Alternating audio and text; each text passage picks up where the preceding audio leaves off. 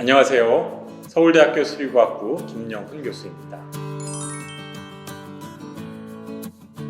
여러분도 뉴스를 통해 들으셨다시피 한국이 배출한 세계적인 수학자 허준희 프린스턴 대학교 교수가 2022년 필드상을 수상했습니다. 허준희 교수는 한국에서 자라고 초등학교부터 대학원 석사까지 한국에서 교육을 받았습니다. 한국인 최초의 필드상 수상이며 우리 모두에게 자랑스럽고 경사로운 일이라고 할 수 있습니다.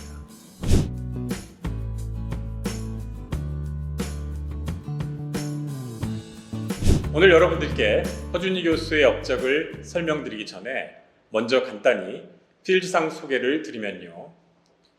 여러분도 다 아시다시피 노벨상은 과학 분야 중 화학, 물리학, 생리의학 등 3개 분야에서 수상자를 선정하기 때문에 모든 학문의 여왕이라고 불리는 수학이 빠져 있습니다. 하지만 수학계에도 권위 있는 상이 많이 있는데요. 그 중에서 가장 대표적이며 수학자들에게 가장 큰 영예로 여겨지는 것이 바로 필드상입니다. 필드상은 캐나다 수학자 존 찰스 필즈의 유언에 따라 그의 유산을 기금으로 만들어진 상인데 세계수학연맹에서 개최하는 세계수학자대회 개막일에 2명에서 4명까지 수상자를 발표합니다. 필드상은 어떤 면에서는 노벨상보다 받기가 어려운데요. 일단 수상자를 발표하는 세계수학자대회가 올림픽처럼 4년에 한 번 개최됩니다. 또 수상자는 그해 1월 1일 기준으로 만 40세가 넘지 않아야 합니다. 그 이유는 필즈가 유언을 통해 상의 수여는 이미 이루어진 업적을 기리는 동시에 미래 수학 발전에 공헌할 수학자에게 수여되기를 바란다고 남겼기 때문입니다. 필드상은 1936년부터 2018년까지 총 60명의 수학자들이 수상했고 올해 처음으로 한국인 수상자가 배출되었습니다.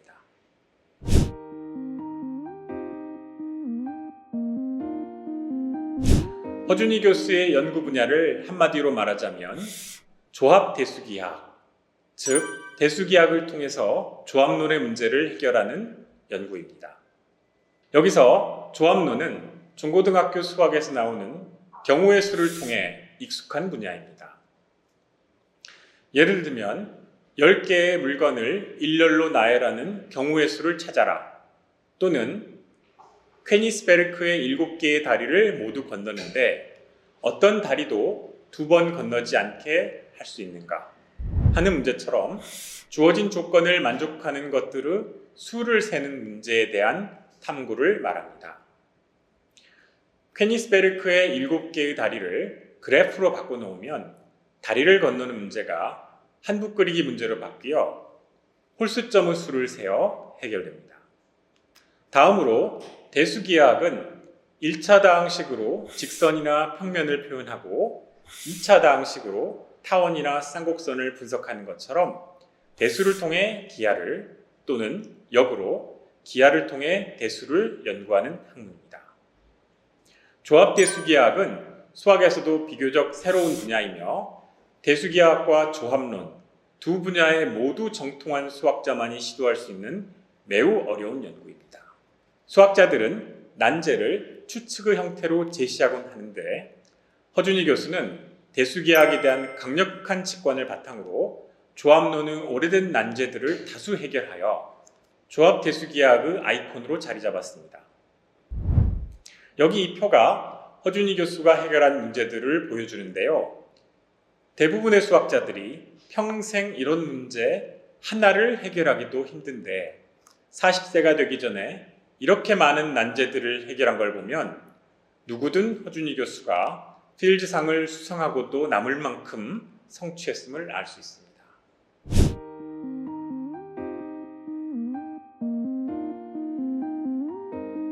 자, 이제부터 허준희 교수가 해결한 주요 문제들을 설명해 드릴 텐데요. 수식도 많이 등장하고 이해하기 어렵다고 느끼실 겁니다. 그리고 그렇게 느끼셔도 괜찮습니다. 수학 연구는 특히 필드상을 받을 정도의 업적은 때때로 동료 수학자들에게도 매우 어렵습니다. 허준희 교수의 연구는 대수기하학을 최소한 1년 이상 제대로 공부한 후에야 어느 정도 이해할 수 있는 내용이므로 일반 시청자들은 이런 것이 있구나 정도로 받아들이시고 사장으로 넘어가셔도 됩니다. 그러나 수학은 우리 일상생활과 아주 밀접한 관련이 있습니다. 일상에서 접하는 많은 의문과 문제들을 연구하는 것이기 때문에 오늘 제 설명을 듣고 그중 아주 일부만 이해할 수 있더라도 여러분들은 수학의 매력을 새롭게 느끼실 수 있을 겁니다. 허준희 교수의 연구는 그래프, 벡터들의 집합, 그리고 매트로이드의 성질에 관한 것입니다. 이들의 성질을 특성다항식이라는 다항식이 잡아내는데 이 다항식의 로그 오목성이 허준희 교수가 주목한 연구 주제입니다. 먼저 그래프에서의 로그 오목성을 쉽게 이해하기 위해 조합론의 고전적인 문제인 사색 문제를 소개해 드릴 건데요. 사색 문제는 모든 평면 지도를 4가지 색만 써서 나라를 구분하여 색칠할 수 있는지 묻는 것입니다. 1852년 구드리가 지도를 관찰하다 추측하였고 이를 은사이자 당대의 저명한 수학자인 드 모르간에게 물으면서 수학자들의 관심을 끌게 되었습니다. 100년 넘게 많은 수학자들의 지속적인 노력이 이어졌고 1976년 아펠과 하켄이 컴퓨터의 도움을 받아 증명을 완성하였습니다. 이 지도 문제도 퀘니스베르크의 다리 문제처럼 그래프로 바꿔 생각하는 것이 편리합니다. 각 나라를 점으로 표현하고 두 나라가 인접하면 변으로 연결하여 지도마다 그래프를 하나 얻습니다. 예를 들면 미국 남서부 지역 4개의 주, 유타, 콜로라도, 뉴멕시코, 아리조나는 그림에서 보시는 것처럼 만나고 있는데요. 이를 그래프로 표현하면 4개의 점이 사각형을 이룹니다. 사색 문제에 자극받아 1932년 벌코프와 위트니는 채색다항식이라는 함수 카이-G를 정의합니다. 보시는 바와 같이 주어진 그래프 G에 대해 카이-G of Q는 G의 꼭지점들을 Q개 이하의 색으로 칠하는데 인접한 두 꼭지점은 다른 색으로 칠하는 방법수로 정의되는데요. 예를 들어 위의 사각형 그래프가 G인 경우 이를 2개의 색만 써서 채색하는 방법의 수는 한 꼭지점의 색을 정하면 나머지 꼭지점들의 색이 유일하게 결정되므로 Q가 2일 때 카이 G의 값은 2입니다. 3개의 색을 쓸 수 있다면 어떨까요? 꼭지점 하나의 색을 정하고 나면 인접한 두 꼭지점의 색이 같은 경우 3 곱하기 2 곱하기 2개의 방법이 다른 경우 3 곱하기 2개의 방법이 있으므로 Q가 3일 때 카이 G의 값은 18입니다. 이와 같이 계속해보면 G의 채색다항식은 Q의 4제곱 빼기 4Q의 세제곱 더하기 6Q의 제곱 빼기 3Q임을 확인하실 수 있습니다. 한 변의 양 끝점이 같은 색인 경우와 다른 색인 경우를 나누어 생각하는 방법이 유용한데요. 수학적 bin납법을 통해 모든 그래프 G에 대해 함수 카이 G가 그 이름대로 다항식 함수임을 확인하실 수 있습니다.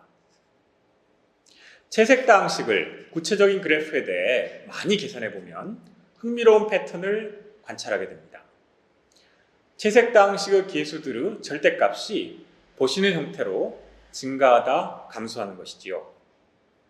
예를 들어 앞에서 보신 사각형 그래프의 경우 채색다항식 계수들의 절대값이 1, 4, 6, 3으로 증가하다 감소합니다.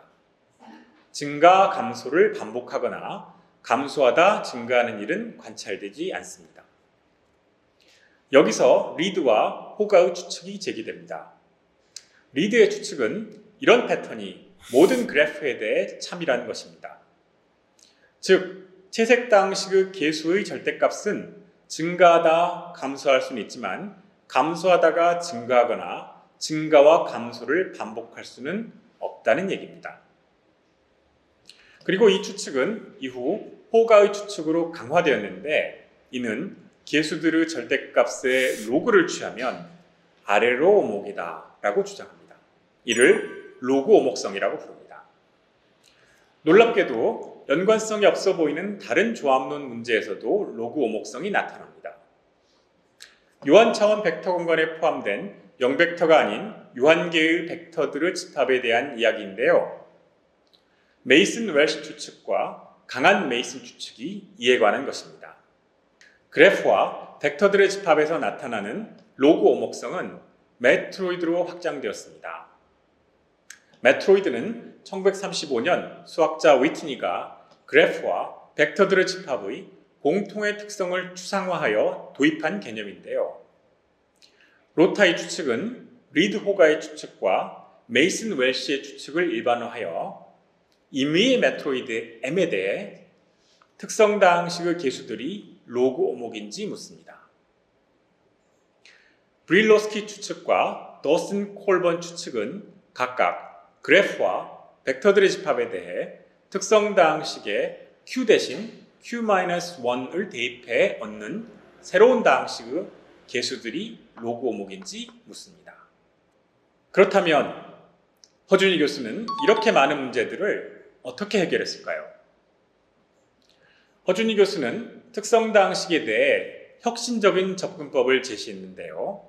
이를 두고 한 전문가는 대수기하의 아이디어로 수학에서 완전히 다른 분야인 조합론의 혁명을 일으켰다고 말할 정도였습니다. 먼저 허준희 교수는 메트로이드 이론의 중요성에 대해 이렇게 말합니다. 메트로이드 이론은 선형대수학과 그래프 이론 등 많은 곳에서 공통적으로 나오는 자연스러운 독립의 개념들의 조합적 정수를 포착한다.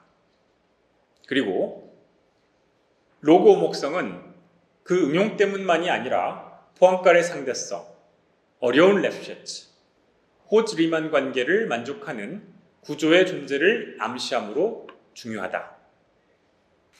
이제 묵직한 질문을 던지죠. 자연에서 얻는 수열들이 로그 오목이라는 추측들이 많은데 왜인가? 오쿤코프는 엔트로피를 통해 이 질문에 답하려 시도했지만 허준희 교수는 훨씬 설득력 있는 기하학적인 답을 제시합니다. 나는 자연에서 얻는 모든 로그 오목 수열의 뒤에는 반드시 로그 오목성을 설명하는 호지 구조가 존재한다고 믿는다. 이 문장이 허준희 교수의 연구 성과를 가장 잘 요약하고 있다고 할 수 있는데요. 여기서 호지 구조는 대수기하학에서 대수다양체들이 만족하는 가장 근본적인 성질 중의 하나입니다. 허준희 교수의 역작은 대략적으로 화면에 보시는 것과 같은 도식으로 표현할 수 있습니다. 이 도식을 간단히 설명해 보면요. 먼저 구현 가능한 메트로이드 M으로부터 대수다양체 Y를 만들고 메트로이드 M의 특성다항식의 계수가 Y의 차후한의 교차수와 동일함을 보입니다. 그러면 교차수의 호즈-리만 관계가 바로 특성다항식 계수들의 로그 오목성을 줍니다. 나중에는 Y를 거치지 않고 바로 M의 차후한에 대해 호즈-리만 관계를 증명하여 모든 메트로이드에 대해 로그 오목성을 확립하였습니다. 한 가지 강조하고 싶은 것이 있는데요. 이러한 결과들 중 일부는 공저로 쓰인 논문들이긴 하지만 모든 핵심 아이디어들은 이미 허준희 교수의 2012년 미국 수학 쾌지 논문에 나와 있습니다. 이후 논문들은 허준희 교수가 다양한 저자들과 이들을 발전시켜 나간 것이므로 이 방향의 모든 결과의 가장 큰 기여자는 허준희 교수임이 명백합니다. 허준희 교수는 리드 호가, 메이슨 웰시, 로타의 추측들을 순차적으로 증명해 나갔습니다. 이를 인정받아 4년 전인 2018년에도 허준희 교수가 필즈상의 유력한 수상 후보자로 손꼽혔고 세계수학자대회에서 초청 강연을 하게 됩니다. 허준희 교수는 이후에도 탁월한 연구 성과를 이어나갔습니다. 2020년에는 다울링 윌슨의 추측을 증명했고요. 강한 메이슨 추측을 확립했습니다. 2020년과 2021년 완성한 논문에서는 브릴러스키 추측과 노슨 콜본의 추측을 증명해냈습니다.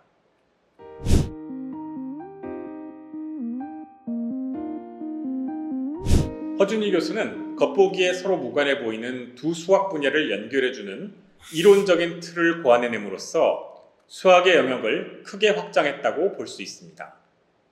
그의 방법론을 통해 수학자들은 대수기하학적 방법을 사용하여 조합론적 대상을 연구할 수 있게 된 거죠. 허준희 교수의 업적의 중요성은 조합론 측면에서는 너무도 자명합니다. 조합론의 오랜 난제들을 해결했으니까요. 많은 분들이 아시다시피 그래프와 메트로이드의 연구는 정보통신, 반도체 설계, 교통, 물류, 기계학습, 통계물리 등 셀 수 없이 다양한 분야에 응용되고 있습니다. 당연히 연구 결과가 큰 파급 효과를 가집니다. 또한 대수기하의 관점에서도 허준희 교수의 연구는 충격적입니다. 대수다형체를 거치지 않고 메트로이드에서 바로 대수다형체의 교차 이론에서 나오는 고유의 성질들이 확립된 것은 현재의 대수기하학의 토대가 더욱 확대될 수 있음을 암시합니다. 비유하자면 화성에서 얼음이 발견된 셈인데요. 화성에도 생명체가 존재할 수 있음을 암시하는 것과 같습니다. 이는 과거 17세기 사용공간의 도입, 19세기 복수함수론의 도입, 20세기 스키무 도입처럼 대수기하의 토대가 혁명적으로 확장된 상황을 연상시킵니다. 로그 오목성이 자연의 여기저기서 얻어지는 것을 보면 현재까지 우리가 아는 기하학은 사실 거대한 빙하의 수면 위쪽 부분에 불과한 것이 아닌가 하는 생각도 듭니다.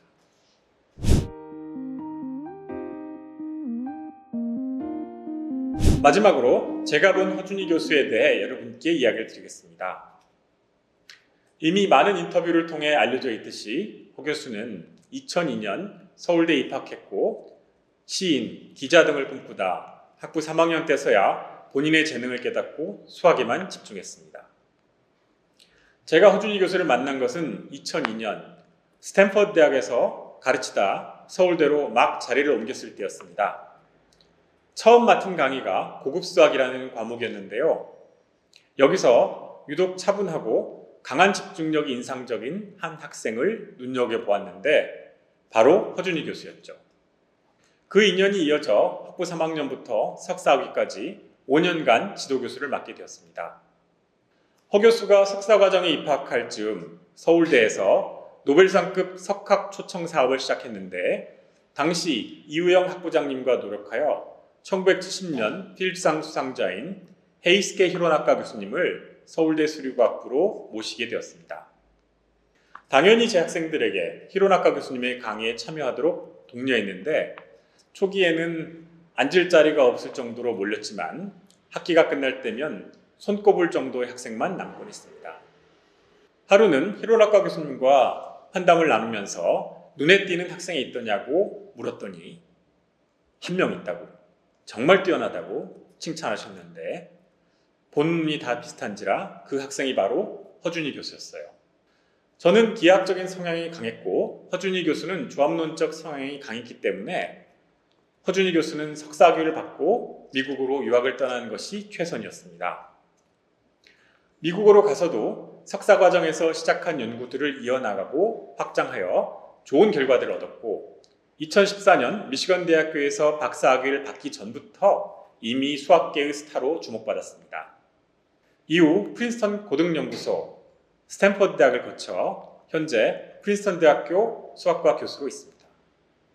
허준희 교수는 연구도 뛰어나지만 완벽한 강연과 수려한 글쓰기까지 갖춘 보기 드문 수학자입니다. 그의 글과 강의는 쉽고 명확하고 잘 정리되어 있습니다. 또한 주변 사람들에게는 매우 겸손하고 따뜻해서 존경과 사랑을 이끌어내지만 스스로의 연구에 대해서는 한없이 엄격해서 모든 것이 철저히 확인되기 전까지는 밤잠을 설치는 완벽주의자이기도 합니다. 허 교수가 지금까지도 너무도 잘해주었지만 이제 여러 갈래의 연구 방향마다 적절한 팀이 갖추어져 더 체계적으로 발전된 성과를 이어나갈 수 있을 것이라고 생각합니다. 앞으로 많은 학생들이 필즈상 수상자가 된 허준희 교수를 롤모델 삼아 수학자의 꿈을 꾸기를 바랍니다. 이상 강의를 마치겠습니다. 감사합니다.